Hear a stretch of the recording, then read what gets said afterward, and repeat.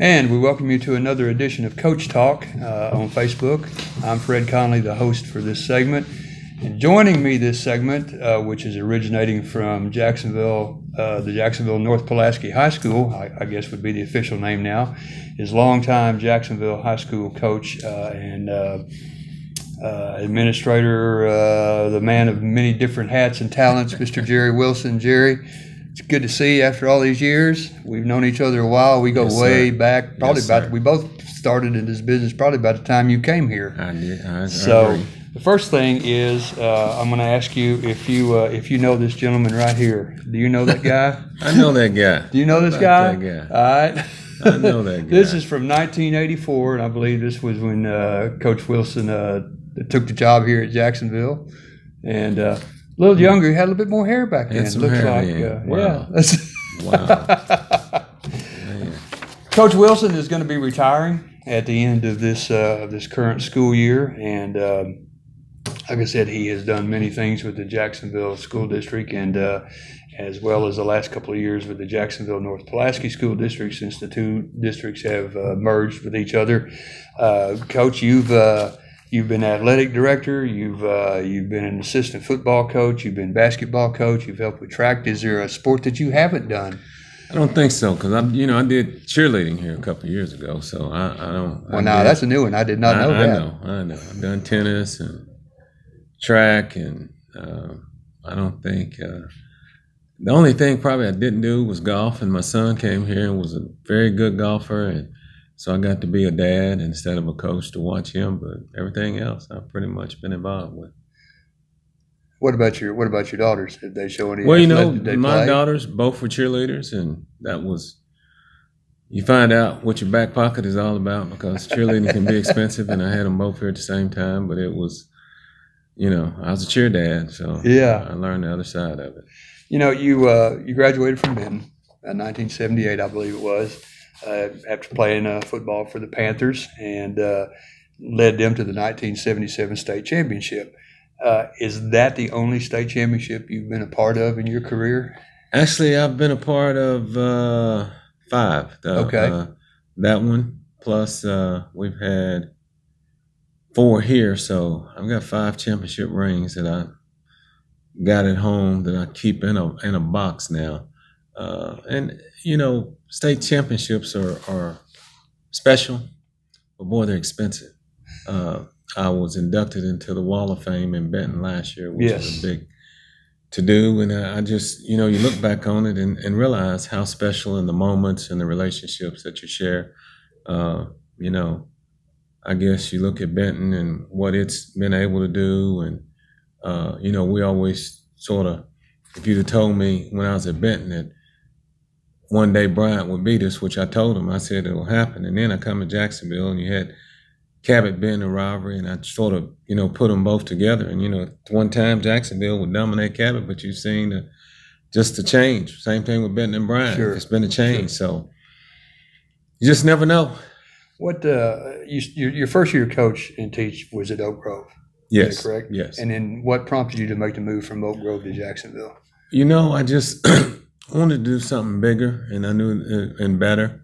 And I had played against Jacksonville, and the names of Dan Hampton, Chet Winters, people like that. Sure. I played against Chet, and just wanting the opportunity to, I guess, to get on a larger stage. But boy, I tell you what, coaching at Oak Grove was great, because coaching with Bobby Tyner, who's a Hall of Famer, and learning a lot, and just coming here was a real good move to sort of see if this is what I wanted to do to get on a bigger stage.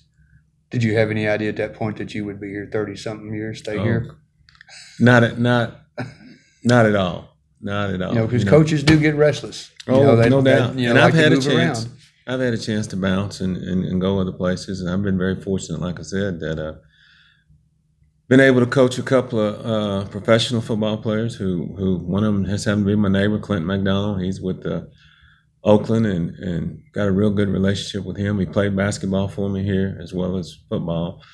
Demetrius Harris, same thing. He was on one of the state championship basketball teams. So, you build relationships with those kids, and they come back and give to the community. Thanksgiving, Clinton, and they both do They got a camp coming up. They've been doing here for the last 7 or 8 years. And when you can come and they do it free now with these kids, and it's just remarkable, just giving back to the community. Any predetermined thoughts in your head when you decided to become a coach? Did you have, say, this is what I want to accomplish as a coach, this is what I want to be as a coach, or did you go into it cold turkey and just learn along the way? Because you've worked with a lot of great coaches. Exactly. I came here as an assistant in a lot of things. And being assistant football, offensive coordinator, assistant basketball, assistant track, assistant baseball. I thought that football was my cliche when I was offensive coordinator. And, back in the day, I thought we were going to do it. And it was just a stalemate to go to places like Fort Smith, Northside, and Pine Bluff. I say the University of Pine Bluff. Those were nails in the coffin at that time. But one of the things that Coach Watson had told me, who was the head coach at that time, is he said, if you're ever going to be a head football coach, you need to have head coach experience. And somehow I jumped off into basketball. Not that I didn't know basketball, because C.D. Taylor was a great mentor. You followed learned him, a lot. Did you not? Yeah, I did. And Coach Hamilton had came in between us. And when a position came, I thought, well, hey, I'm here. Give it a try. Had some great basketball players, but, at one time, I was offensive coordinator in football, and I leave that football field and jump up here with a whistle and get in basketball, and was head basketball. And I was trying to beat Cabot on a Friday night and turned around on a Tuesday night trying to beat North Pulaski, and those are two biggest rivals. And all of a sudden, my heart began to take a sideways, and I found out that, okay, you're trying to do too much. And that sort of awakened me. Sorry, so that was an alarm that went off. It did. And it had nothing to do with health as it did to do with stress, because, hey, I was putting a lot of pressure on myself trying to do too much. And I found out that, I can sit back and act like I got pretty good sense, because my wife told me, take out a little bit more life insurance if you're just going to keep on just going 90 miles an hour. She wanted to be well taken care of. That's right. For sure. So and Coach, like I said, I was covering for the paper here when you started in '84. The thing I remember most about you as a basketball coach was stomping your foot and whistling. Stomping your foot. You wore the hard sole shoes. Yeah. And you'd stomp at that. My kids tell me that. Devil's Den floor and whistle. Yeah. And it caught the kids' attention because I could hit that floor and they'd look. Yeah. Because I couldn't, I guess, maybe yell as loud, and I still get kidded about that now. They've since I'm retired, Coach, I hadn't forgot, what our signal was. So that's right. It's a pretty good little deal. I think everybody in the arena during a basketball game knew that was a signal for for the kids to pay attention to what Coach was getting ready to tell them. Exactly.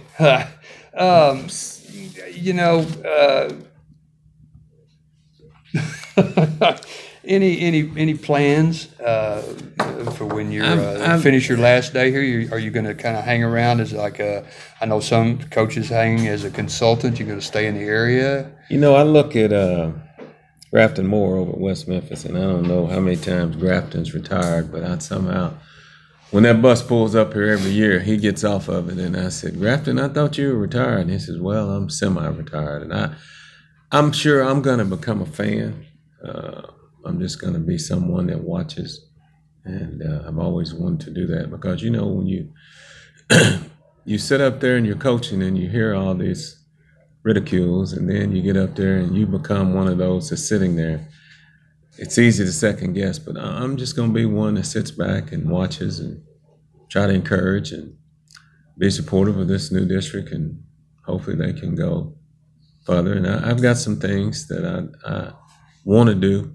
Traveling is one of them, and my daughter introduced me to the beach about 2 years ago, and I didn't even know what the beach was about. And oh my goodness, I can't wait to go back this year. So this is going to be my 4th trip to go to the beach, and it's just very relaxing, because I didn't realize it scared me with the waves coming in, and being there, and just it's just a part of something that I've been missing, but I'm looking forward to it. So traveling is in my.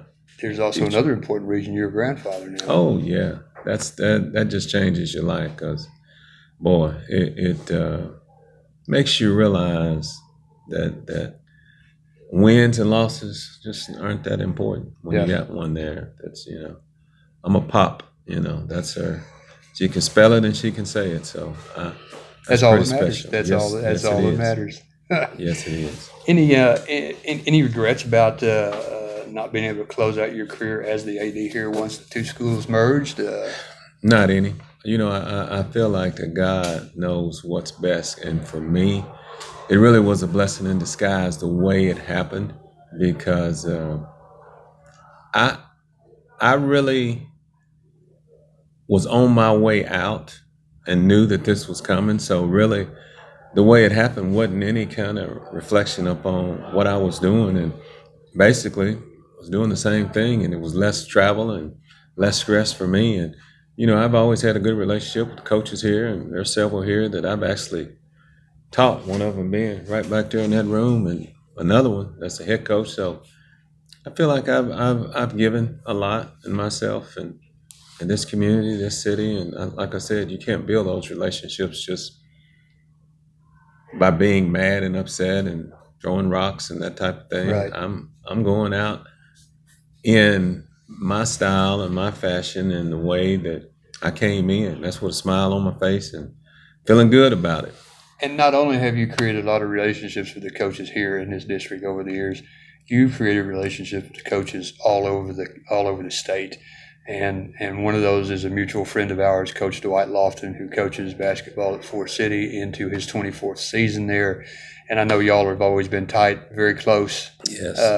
Talk about that relationship just a little bit. We go way back from the days that he was at North Little Rock, and when he first took that job in Fort City, he said, "What do you think?" I said, "Man, knowing you, I know you're going to build a winner." And just saying that to be encouraging. I don't know how many state championships he's won, but I know he's 2, and he's played for several, and one of them against us. And he's just a class act. I've admired him on and off the floor and what he does. He builds relationships. He's never been a negative person, just everything positive. And, I sort of look in relationship with what he went through health-wise. And, I got a chance to talk to him about that. And I said, at the end of the day, the game will go on without us. And it's sort of stuck that and I look at the recovery that he's made and the fact that sports and coaching is good for some. And I say that we need it. It doesn't necessarily sometimes need us. And I saw him just, this basketball season, just sitting up, relaxed. I think you got to get to a point, and you can remember when I was coaching, I felt tense and just all out, man, like I was in. I was overdoing it. Not only felt it, you were tense. Yes. No doubt. No doubt. And so now I've learned to sort of just relax, sit back, and just sort of take it as it comes. And I can remember the games with me and Dwight. Oh gosh, triple overtime in Fort City one night. And I'll never forget the fact that we're playing one night, and boys, they first got to that new arena, and we hit a shot at the buzzer. He hit one. And I thought it was ball game. And I went over and shook his hand. He said, "What are you doing?" I said, "Man, you got me." He said, "It's overtime." I said, "Well, let's go some more." I mean, it was just one of those. We had great games. Oh, man, great. Mutual respect for each other as head no coaches. Doubt. Yeah. No doubt. The thing that sticks in my memory, speaking of Coach Lofton's health scare 3 years ago, is that, and I was trying to find your number to call you about the championship game or whatever it was. And at that point, Lofton was still having some memory problems. And I called him and I said, "Can you text me Coach Wilson's cell number?" And about a minute later, I had it. He said, "I can't remember a lot, but he said, I can remember Coach Wilson's number." And he said, "I don't understand that." He said, "That's, And that's something. And that's something, Yeah. and that showed me right then, that let me know how great the bond between you guys was, no doubt. and it has been. No doubt. So, Just a class act. He's And he'll say the same about Yeah, you. He'd say the same about you. Good. He's good people. Yeah. So you're going to travel some, you say, in retirement. Are you going to and you're going to focus on Jerry Wilson, the person, and not the coach, and your family more? You think? I think, and I've got a friend that I do driver's ed here that does some. He's an attorney, and he does crashes and that type thing, and I'm looking at really being on board with him. We went to college together and helping him out. So it's something that's I look forward to. It's a new challenge. It's not a whistle. It's not any timeouts. It's something that's interesting. That I would like to pursue. So I'm looking at doing some of that in the future. If you could go back and do it all over again, would you? And would you do anything different? Yeah, I would do it, and I wouldn't do very much different other than the fact that I once asked a guy, I wanted to be head football here, and he said the pressure with being a head football coach in this town, in this city, he said just be patient.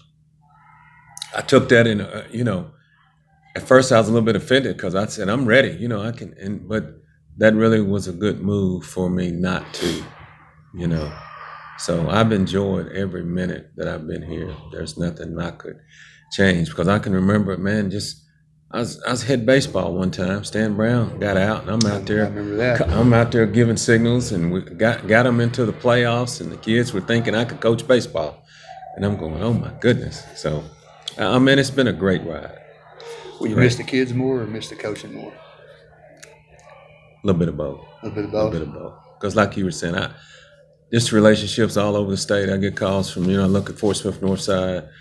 Me and Coach Burnett have a good relationship, and he's called many times and coming down here, and even during the summer, he comes down and gets fireworks, stuff like that. Just West Memphis, same thing with Coach Bray. I keep thinking, Coach Bray, when is it? I don't know. I don't think anybody will, get with Coach Bray, and then I can I'll miss it. But, it's good that I can go around and hang around and just smile and say, I don't miss it that much. Yeah. not enough to maybe want to jump right back into it. Yeah. No, sir. Well, I tell you what, Coach, you've been a fixture here at this school for a lot of years, and you will be missed by probably more people than you realize. And, if it comes right down to that. And I'm proud and honored to call you my friend because we've known each other for almost the whole time we've both been here. Exactly. I appreciate you giving me this time to talk about things and kind of put this out on Facebook and let a lot of people hear your comments. I know they did a story on you, but a little bit more to it than that. Wanted people to hear it from you. Yes, sir. And appreciate you, Coach. We're going to call this segment of Coach Talk. We're going to sign off. And again, sitting here, longtime Jacksonville coach Jerry Wilson, good friend of mine, good friend to everybody that knows him. He will be missed. And we'll tell everybody, look us up on Facebook, on the Fred Conley Facebook page for this video. Like it, share it with your friends. Tell everybody that knows Coach Wilson they need to go on and watch this. And even in the end, he's a class act. I appreciate Coach, it. Appreciate your time, my friend. Thank you, sir. And that'll do it for this segment.